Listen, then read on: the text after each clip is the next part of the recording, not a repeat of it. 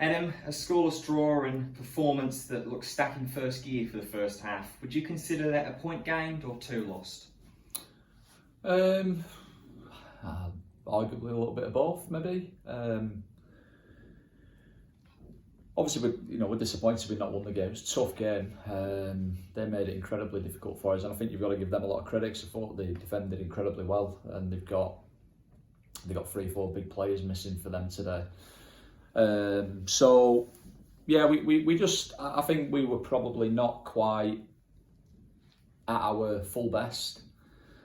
I never at any point, I think outside of they had a chance in the first half where Chris made a good save up to his right off Will Longbottom.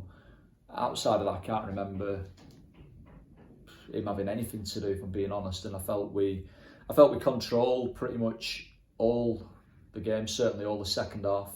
And I never really felt like we were any kind of danger of losing it. But probably the longer it goes on, you also didn't feel like you were going to win it either, and that's obviously how it's ended up panning out. And I think probably draw and reflection is probably a fair result. I think we did create some opportunities, should have done better really with the opportunities we had, but it's quite difficult when teams are organised and behind the ball to kind of break them blocks down. It is something that we have not always been able to do. But I did say to the players at the end that I've seen us lose them games before. And I use the Alfredson one as an example. Where we dominated large parts of that game, had a lot of the ball, created some opportunities, and got done going the other way, and ended up getting nothing out of it. So I think when you can't win a game, you've got to get something out of it. And it's another point on the board. It's another clean sheet, which I think that breaks the record now for clean sheets at this level of football. So it's another achievement ticked off by the lads. So we've just got to obviously have a good week now and get ready for next weekend. The second half was a lot brighter as well, with changes not being made until 81st minute. What were you seeing on the ground level to prompt the decision to just hold the substitutions off? Well, there's so many goals in latter stages of these games, and as I say, I felt we were in control, and I felt we were well on top of the game. And sometimes I think we've maybe made changes in the past a bit too hastily, and if you change system, it can sometimes take a little bit of time for the players to adjust to that. And the longer the games go, you don't always have that time for those changes to have an impact. Obviously, we got to that 80-minute point, and we thought, that we needed to maybe try something a little bit different. And we actually created a couple of really good opportunities when we did that. But it was just one of them days today, I think, where when we managed to get into good positions, we maybe just didn't make the right decision, or maybe didn't shoot. We tried to cross when we should have shot, and maybe shot when we should have made an extra pass, or things fell to them in the box when you just need somebody to arrive onto. It's probably just one of them frustrating afternoons. Sam Walker was back on the bench today, but not fit enough to take part. How far away do you think he is from taking part in National League North action again? He's fit and ready to go, but we just obviously didn't think. I think Boyley and Spid have been outstanding, and I thought they were both outstanding again today. We just didn't. We felt we needed different options to Sam. Today obviously we switched it into a back four later on in the game, and wanted to get 2 natural fullbacks on the pitch. And obviously, Hanks has got a goal in him, and he's got that little bit of quality in the final third. So we felt he might, come and give us something a little bit different. And as I said earlier, he did have a couple of good kind of openings. Thought Finn did well when he come on. Jordan just wasn't to be today. But Sam will be important for us before the end of the season, that's for sure. And it's great to have both him and Ryan back on the bench today. It gives us excellent strength in depth, and it's without a shadow of a doubt the strongest squad that we've had in my time here.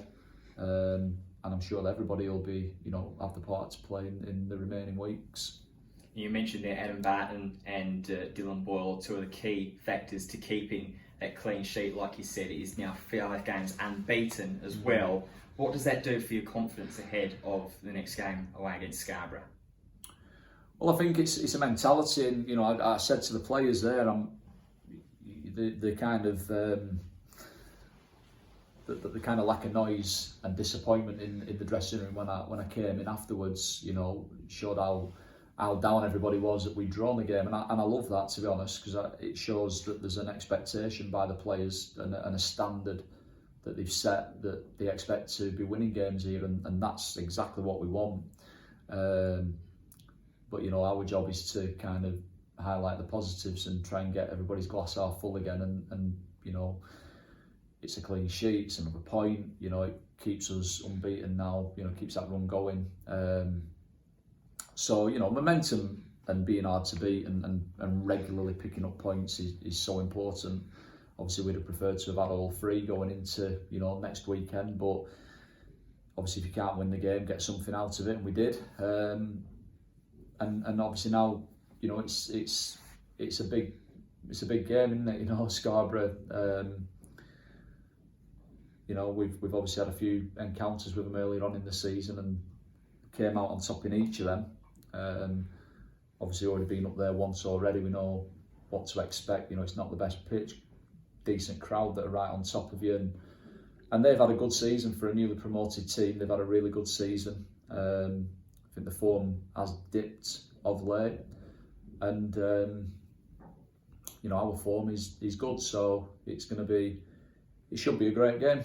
So I urge as many of our supporters as they can to, you know, make the trip up there and enjoy a bank holiday weekend. There's excellent fish and chip shops in Scarborough, and hopefully it'll be a good game for everybody. Just want to touch on the atmosphere as well quickly before we break, because it was a great atmosphere in here today. It's Sponsors Day, of course, as well, and nothing could be done in those away trips without Lee and Orion Travel. Do you have any messages for any of the sponsors that have gone with us this season at all? Yeah, I went upstairs to speak to them all before the game, and just, you know, thanked them for the continued support this season. It's massive for clubs, you know, any club, but particularly at our level, you know, to have that support from such loyal sponsors. You know, they come, many of them, and they're here regularly. You know, I speak to some of them occasionally, and you know, they've really bought into the club, and you know, for them to keep on putting their hard-earned money in to sponsor us is greatly appreciated by myself, the staff, all the players, and you know, I'm sure they'll have had a great day here today, and a good night tonight, because I think we've put something on for them this evening. It's just a pity that we didn't, you know, manage to get the 3 points, but I think they'll have been pleased with kind of the efforts of the players and how we played the game. It just would have been better if we'd have, you know, got that elusive goal, which just eluded us today. But no, you know, massively grateful for their continued support, and hopefully they'll continue backing us, you know, next season and beyond. Great, Adam. Thank you for your time. Cheers.